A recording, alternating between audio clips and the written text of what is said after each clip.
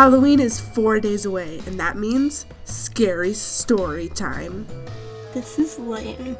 Shut up, Sparkle. You were required to participate. Alright, but you owe me later. In fact, you owe me 3 favors right now. Oh, great. So, it's time. Who's first? I'll go first. I've got a good one. Okay, Tyler, you have the floor.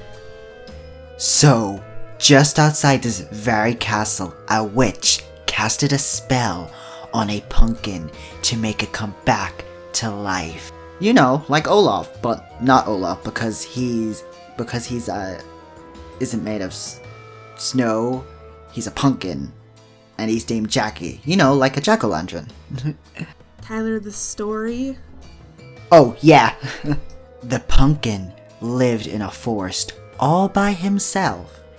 Day by day, he never saw no one, nor talked to no one. He grew lonelier and lonelier, until loneliness became burning hatred. Quiet, Sparkle! I'm talking! So, his loneliness eventually became crippling depression. This just became Maddie's life. Bright? Will everyone just stop becoming common white girls and let me finish? LOL, okay, Tyler, continue. So, where was I? Oh yeah, depression. So, Jackie was depressed and he started eating too many pumpkin seeds. Wouldn't that be considered cannibalism? Right! Sorry. He began binging on donuts, and then he got really fat, even more depressed. And then...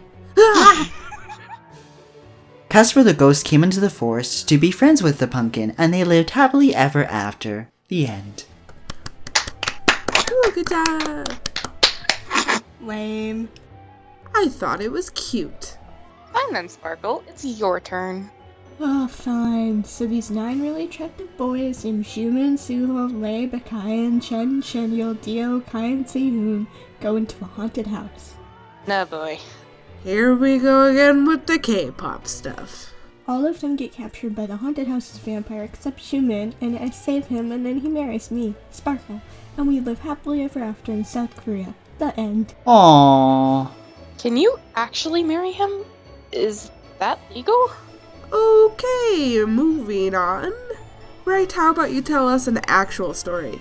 I don't know about you guys, but I, for one, loved my story. Of course you did. Anyways, Bright, go. Alright guys, this is gonna be good.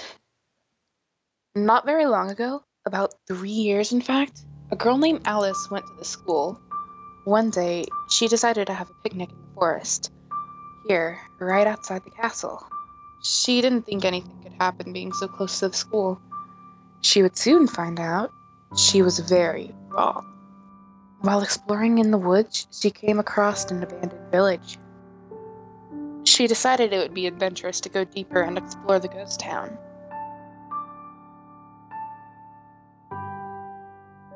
At the end of the street, she came across an old rickety mansion, practically falling apart.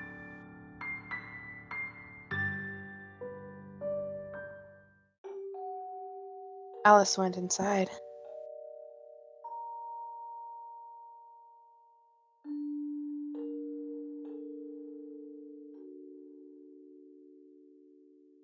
The house was full of dusty old books and many artifacts that Alice didn't recognize. Becoming even more curious, she rummaged through an old desk.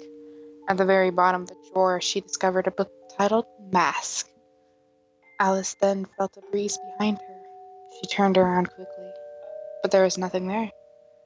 Alice opened the book and started reading. Ancient Aztec kings constructed a magical mask for their enemies. Anyone who wore the mask instantly became its servant for eternity.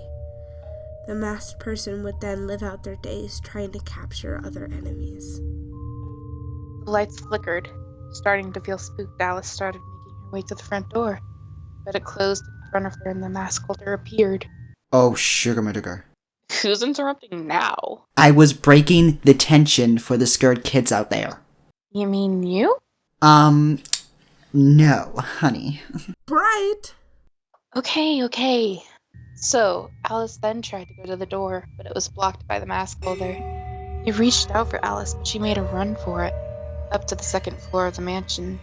She quickly found a refuge in the closet in the master bedroom. She heard footsteps coming up from the stairs slowly.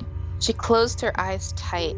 She opened them again, and the mask holder was standing in the hallway, staring right at her. Alice was frozen, completely mortified of the thought of what was coming next. The mask then walked away, as if it never saw her. Relieved but yet confused, Alice took a deep breath. She opened the book once more and continued where she left off. Her eyes raced along the pages, hoping to find something that would save her from this dreadful place. Finally, at the end of the book, she found it. The holder is confined to wherever they were taken over by the mask. In order to prevent the mask from attaching to another person, that place must be burned to the ground. Alice, determined to get out of the house, took another look out into the hallway, empty. She quickly but quietly made her way to the kitchen. She searched desperately for a lighter, or something to start a fire. Luckily, but strangely, in the refrigerator there was a lighter. Alice ran over to the desk full of papers and lit it on fire. The fire rapidly spread. However, the noise of her running alerted the mask holder, and he appeared right behind her. Alice screamed. She shielded herself with the desk in front of her, and then made a break for the kitchen. She spotted a nearby broom and without much hesitation picked it up and swung it as hard as she could, aiming for the masked man's head. The mask fell off and onto the ground, and the body dissolved into the air. Alice sprinted to the front door for the last time. She ran out into the street, covered in ashes and out of breath. She looked back at the old mansion, burning to a crisp. She turned her head towards the road, and there it was, as if never touched by the fire, the mask, floating in midair. Alice opened to scream, but no sound came. She was never ever seen again. Well, I'm never stepping into a store that has masks ever again. Okay, Brian, that's not funny. Scary story time is over.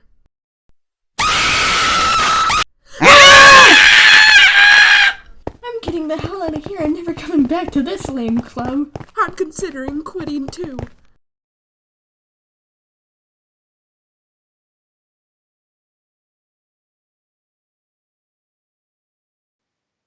I love invisibility potions.